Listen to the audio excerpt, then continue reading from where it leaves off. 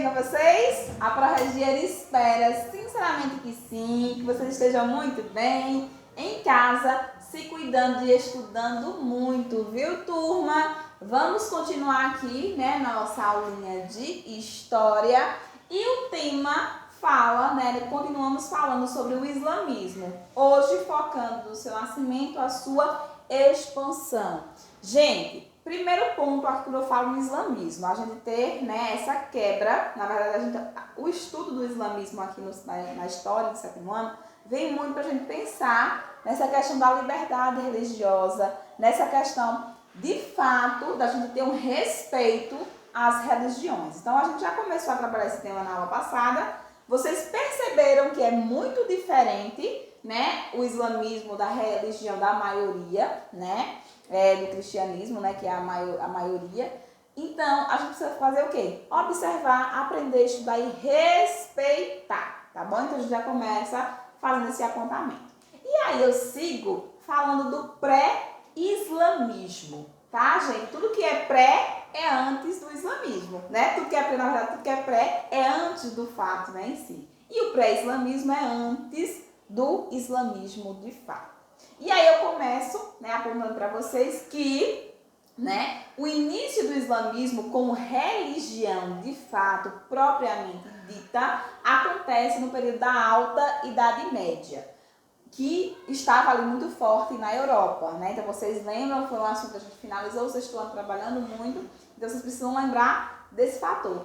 Por volta ali do século 7, 8, mais ou menos, aí era o período que a gente estava na Alta Idade Média.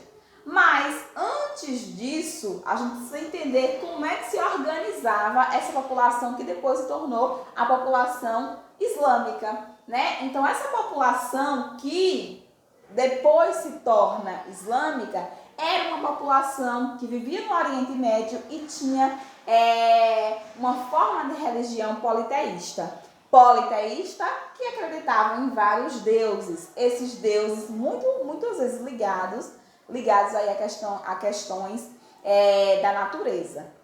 Tá bom? Então, a gente precisa focar em entender justamente que o período pré-islâmico, e aí a Prota destaca, meus amores, é o período justamente que a gente tem a população que depois se tornaria islâmica vivendo justamente aí de uma forma politeísta. Depois, né, quando assume o islamismo, se torna monoteísta, né, como a religião islâmica de fato é.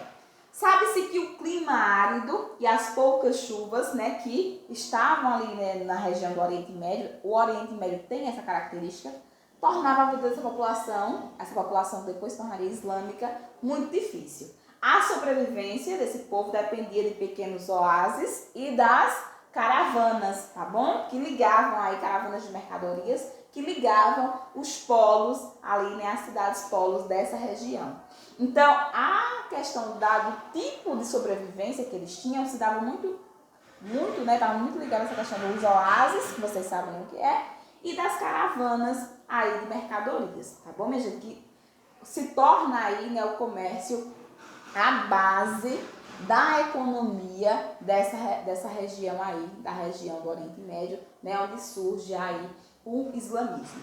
Nesse período, o culto mais conhecido, né, era o da Pedra Negra, que era aí um culto, né, que era feito na Kaaba, que era a casa de Deus, e esse culto era culto realmente que mostrava justamente que era de fato uma religião politeísta, que esse pessoal aqui do pré-islamismo, ele era uma população muito voltada à questão aí do politeísmo. Depois, né, com Maomé, a partir do momento que Maomé, né, surge aí e tem a direção para a criação do islamismo, a gente vai ter essa modificação de uma população politeísta para uma população que seguia agora o monoteísmo.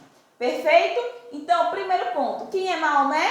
Maomé, ele vai ter a mesma característica, meus amores, que Jesus tem para os cristãos.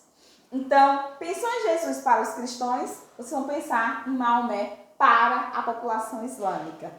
Ele era um homem, né, simples, né, um homem sem ter nenhum encantamento, e que a partir do seu nascimento aí, né, a partir de revelações que ele teve do anjo Gabriel, ele acaba, né, criando essa religião islâmica a partir desse ouvir, dessas revelações que foram feitas a ele. Inclusive ele registra isso tudo no Alcorão, tá bom? Então é considerado responsável por iniciar a fase monoteísta, né, aí da religião dos árabes, que até então era politeísta. Isto é, o islamismo propriamente dito, ele é considerado responsável pela criação do islamismo. Maomé nasce, né, na cidade de Meca, por volta ali do ano, né, de 570. Então, por volta do ano de 570, ele nasce na cidade de Meca. Por isso que Meca é considerada cidade sagrada, né? É por essa razão que Meca tem aí a denominação de cidade sagrada. Muita gente costuma dizer que a partir do ano de 610 é que ele começou a receber mensagens do anjo Gabriel, que foi enviado, né, aí por Alá, para fazer revelações, né, para ele de como seria essa nova religião que ele deveria criar. Ele cria essa nova religião, ele começa a partir desse ano, né, a se transformar nessa figura central no islamismo, meus amores. E as ideias defendidas por Maomé encontraram forte resistência, porque ele cria... Por que essas ideias encontraram forte resistência? Porque eles vinham do momento politeísta, minha gente, de acreditar em vários deuses, e Maomé disse que aquilo tudo era errado e que se deveria acreditar num único só Deus, que era Alá. Então percebam aí o que ele provoca com essa ideia por parte dos habitantes, principalmente de Meca, na parte ali do Oriente Médio, e Meca e também de outras regiões do Oriente Médio. Então percebam que Maomé ele vai encontrar uma resistência muito forte. É justamente por conta dessa resistência, né, e ataques que ele começou a sofrer, que ele faz essa mudança, né? Ele acaba deixando a cidade de Meca, indo para a cidade, né, que atualmente a gente conhece como Medina, tá bom? Isso nesse processo de sair de Meca e ir para Medina, atualmente, né, que chamava naquela época de Yubret, eu acho que é assim que se pronuncia, tá? E a gente vai ter a denominação da Égira, tá bom, minha gente? Então, essa Égira, né, muita gente fala assim, da Égira, seria essa saída de Maomé de Meca para Medina, por volta do ano de 622. Percebam que eu tô falando aqui pontos que vocês precisam lembrar, tá bom? Então, esse slide aqui é muito importante para que vocês foquem. Essa data se tornou um marco para o islamismo, a data dessa saída, né? Que ele sai de Meca e vai para Medina. Então é uma data muito importante, inclusive marca o início do calendário muçulmano, que se diferencia do calendário cristão, tá bom? E aí, já falei para vocês da importância de Maomé, né? Porque ele vai ser o criador dessa religião, né? Inclusive as escrituras do Alcorão, livro sagrado, muitas, né, a boa parte é feita, né, a partir desse entendimento do que ele escutou, né, do anjo Gabriel, segundo, né, os relatos históricos dessa religião. Então, na cidade de Medina, né, Maomé conseguiu aí converter a população e buscou levar a crença em Alá para várias tribos regionais, locais, né, que tinham ali. E ele consegue, tá bom, converter muita gente. Então, Maomé consegue fazer uma modificação dessa região, que era basicamente politeísta, para o monoteísmo islâmico, tá bom? Sendo assim, as tribos acabaram se unificando, né, e dando aí a base do islamismo, que deram aí também força para o que a gente tem atualmente. O que a prova também queria mensurar aqui? Esse formato dele sair e ainda sair de Meca e ir para Medina, ainda continuar sua luta para converter pessoas para o islamismo, né, é chamado por muitos, né, do hijab. Por que do hijab? Porque seria essa guerra santa. Então, esse hijab, né, o hijab, ele seria essa guerra santa por quê, minha gente? Porque ele travou de fato, né, uma briga, uma luta para converter essa população local ali, meus amores, para o islamismo. Então, ele buscando esse converter, né, essa população para o islamismo, ficou conhecido como essa guerra, tá bom? Essa guerra santa. Falo para vocês, né, um pouquinho da doutrina islâmica, mais uma vez, porque a gente já viu, né, muita coisa aí. E hoje marco aqui os 2 livros sagrados. Mas marco ainda, né, para vocês por quê? Porque o registro das ideias islâmicas se dá a partir desses 2 livros. A Sunna, que são textos, né, que descrevem a trajetória política e religiosa até a morte de Maomé. Então, conta muito também a história de Maomé nesse processo de converter, né, e dá também algumas orientações. E o próprio Alcorão, que é o livro máximo aí, né, que são textos sobre as concepções éticas do que é certo, do que não é certo fazer para os seguidores do islamismo.